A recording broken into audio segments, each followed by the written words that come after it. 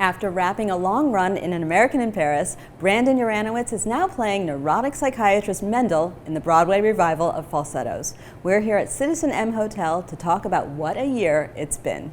Hey Brandon. Hi Beth. How are you doing? I'm so good. You know, I realized that I interviewed you in the very first week of 2016.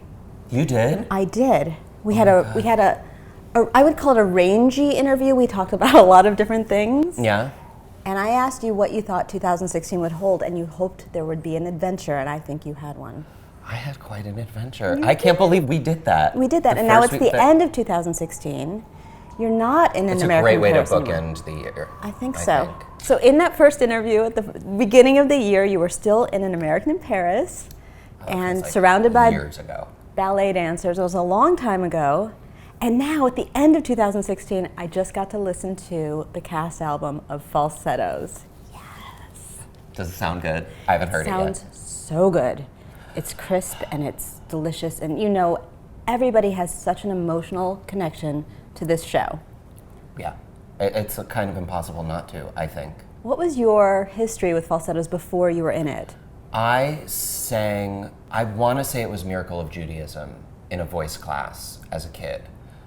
As a child? Yeah. Really? I think. I don't remember what it was. I sang something from it. And my voice teacher was like, it's Falsettos, Bill Finn. I think you would really like it. You should listen to it. And I was like, okay. How old were you? I don't know. This is not really kid material. 12? I mean, there's a child in the show, yeah. Yeah, so I was like Jason's age. Right. You know? And I like kind of fell in love with the music. I didn't really know what was going on.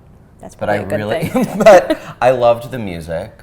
And then, of course, you know, as you get older and the information about theater gets broader and your knowledge of that, Falsettos just kind of kept coming back into my life. So it's been in your bones for a long time, and now you're in the first ever Broadway revival. Say it again. First ever Broadway revival. That's I know, amazing. it's so, and you're Mendel. I think, and you can correct me if I'm wrong, I think Mendel is, for a lot of people, the way into this family. He is. You know, someone sent me an email a while ago saying that they felt like they were watching the show through my eyes. And, you know, when you're in the show, you just kind of feel like you're a part of the family and a part of this sort of whirlwind and this hurricane of emotions and crazy events that happen to these people. But he does feel like the pillar for this family. Yeah. That sort of tries to ground everybody. Since you mentioned that you were first introduced to Falsettos when you were about Jason's age, which is 12, I want to ask you a really personal question. Because we're old friends. We're old friends. I'm an open book. Tell me about your Bar Mitzvah. My Bar Mitzvah was like... Because Bar Mitzvah is like a central part of Falsettos. And yes. And, you know, you're Jewish. You must have a connection to that. Of course I do. I mean, my Bar Mitzvah was like it was a pretty epic event. I'm sorry I missed it. Everybody, you all should be sorry that you missed my Bar Mitzvah. We are. Yeah. My theme was I Love New York. Because you have to have a theme. And we had dancing and swimming and rollerblading. Wait, dancing, swimming. Like, you know, and swimming and rollerblading. So people going to your Bar Mitzvah had to really pack a lot of different outfits. Mm-hmm. Yeah. Yeah. Although you could rent your skates. Oh, that's helpful. You know what I mean? But you were wearing a swimsuit while you're, I don't know, it's a lot. No, there were costume changes and, you know. It was a 3-act production. It really was. Mm-hmm. And at the end you got a towel that said, I had a splash at Brandon's Bar Mitzvah. Oh my God. You're welcome. Do you still have one of those towels? I have a few. Do you want one? Yes. Don't you? Everyone wants one. You know, I was actually thinking that this interview could be called Two Jews in a Room Bitching. Is there anything you want to get off your chest? Yeah, the only thing that I have to bitch about is that Falsettos is closing. Okay, it's not closing. It's a limited engagement. Yeah, so you it's always done. knew the end date. I shouldn't say it's closing. I always knew that, but that you just kind of like live in the moment, and I just want to do. Well, no, it's not that I just wanted to keep going. Like I could do Falsettos for the rest of my career and be like totally happy. Because it's so satisfying. It's so satisfying to do. So that's what I want to get off my chest. I don't really want to do anything else. But like hire me, you know? Hire me, but I want to be doing this. Yeah. Is the cast as tight-knit as they seem? Yes. Literally from day one. And if you ask the original cast members, they'll say the same thing. It was wonderful to see the original cast members on opening night, and you could feel that energy from them, that this is like a labor of love for them. It is. And it was for us, too. I don't know, I wish I could put my finger on exactly what it is about this show that just brings us all so close together. How did you bond? Was there a dinner or just a rehearsal or just finding it in the room? Honestly, I had my final callback with Stephanie and we did Making a Home. Wow. And we looked at each other, we looked each other in the eyes right before we started singing the song, and honestly, that's how we bonded. It was just like we were madly in love from that second. And now hashtag Trindell. Yeah, it's a thing. It's a thing. Is it? Yeah. What do you mean? I mean, Stephanie J. Block, Brandon Uranowitz are a hashtag. Is it like a trending hashtag? I mean, it will be after this interview, obviously. I mean, it better be. I'm relying on you. We're relying on you to make this trend. You Hashtag guys. Trindell. Trindell. Trina. Mendel. That's beautiful. Thank you. Was there something that you found in the rehearsal room or found through whatever method that you use to find your way into the soul of Mendel? Because you are really embodying this character. Thanks. Well, I will say I do have a slight history with psychology and What does that mean? It means I've been in therapy my whole life. No, I've sort of always had one toe out the door of. Oh, in case this acting thing didn't work out? Yeah. You might be a shrink? Yeah. I little known fact, I got into Columbia for psychology 2 or 3 years ago. Wow. When I was recent.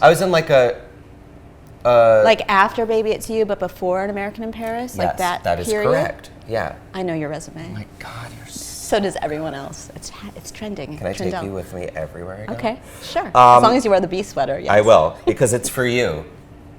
It's not. It is.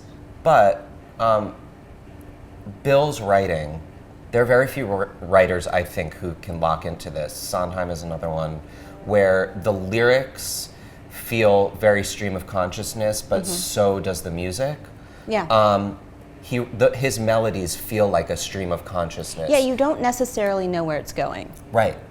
Until you see it again, which I did. And not just the lyrics. If you take the words out melodically and musically, it feels that way too, which is something of his mad genius. And that was how you found your way in? And so that's you kind of just get on that train and just kind of ride it through. There's not a whole lot of work that needs to be done. What I was hoping you were going to say was your way into Mendel. You know what I was going to say, right? Hair. It was the hair. Know, it was the hair. Well, that was the final touch. It works. Is that acceptable for you? It's totally, because I had to pick it out, and finally I looked in the mirror and I was like, there he is. So when you met Chip Zien, who originated the role of Mendel, who had the hair, yeah, did you ask him questions about the character and the hair, or just the hair? Just the character. Oh. Sorry, I'm really sorry to disappoint you with the hair. I'm so upset. It's because I have it, I just take it for granted, I guess. It is lush. Thank you. It's not right now.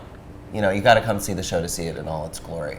If you look at your 2016, what a beautiful year you had. By the way, your final performance in An American in Paris, the curtain call, is online. It's on YouTube. Watch this. And I watched it today, and I got a little verklempt.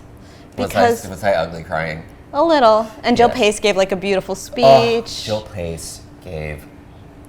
So you have I'm not worthy of that speech. I don't know how Falsettos, the last performance, will be, because everyone's crying at every performance of Falsettos because it's such a moving piece of work. I really don't want to think about it. I'm sorry to bring it up. It's okay. But that's how you're going to sort of start 2017, is that chapter will go away. So what's next? Well, I don't know.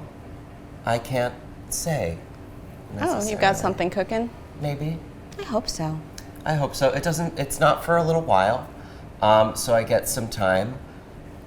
I don't know, gearing up for time for a haircut. Old pilot season. Ye old pilot season. That's which how always proves to be a disappointment for me. But a capital M for material, right? Yeah. Comic material. Absolutely, for my memoir, Baby Payas. Baby Payas, because you have Because I have little baby Payas. Look it up if you don't know But what yes, that word no, means. actually, if you're talking about getting a haircut, the first thing that will happen on January 9th, 2017 will be a haircut. Shave and a haircut? Yeah. I don't know about a shave. I think I might keep this. What do you think? I think it makes you look very distinguished. Thank you. I love talking to you. I love talking to you. I love falsettos. This is it. Do you want more? Should we have part 2? I mean... I think we should. Okay, yeah, let's do it. So I'll see you on January 6th or 8th or Yeah. 9th after the haircut. Please.